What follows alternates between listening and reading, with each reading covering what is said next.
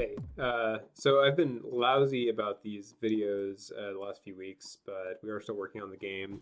I figured it was probably better to just invest my time in improving these levels rather than making uh, videos every week, given that there aren't that many people watching them yet. But for those of you that are watching, I'm sorry that I haven't been more regular about them, and I think hopefully this one's interesting. We're improving the quality of the slime in all of the game levels. So there are various opportunities for slime.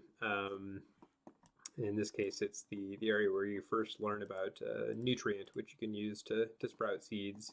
So rather than using these pre-made meshes, in the last build we had these sort of mats of slime that we would manually position around as best we could to sort of match the terrain, and it looked okay, but it wasn't great.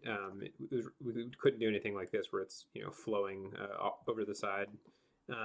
So what we're doing now is I will select whatever terrain is relevant. So in this case, it would just be this ground terrain, and then we can use a Unity tool to export that as an FBX, and then we open it in Blender. And this actually won't be, let's see, I'll undo that.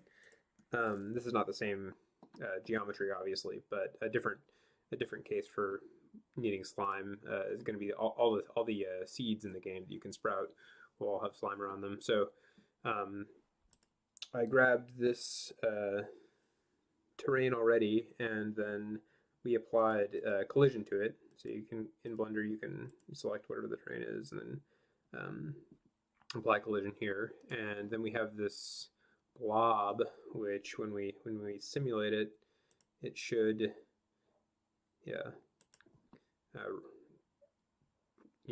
react to the edges of whatever the collider is.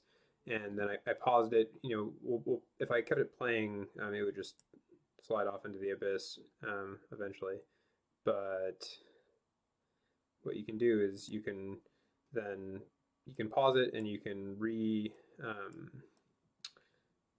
revisit the timeline to whatever point you like, and then select this and export it as an FBX, which we then open back in Unity and apply to this area in game, and then use Mesh Simplify in Unity to decimate the mesh and make it lower poly. So the result of that is pretty cool looking, and I think it's worth it to do these little custom blobs for various areas throughout the game, rather than just developing a like a kit of blobs and trying to make them fit. In this way, we're free to sculpt the environment however we want, and then come in after the fact and apply this. I'll put some footage at the end of this video just to show you what this looks like in context a little better, and some gameplay.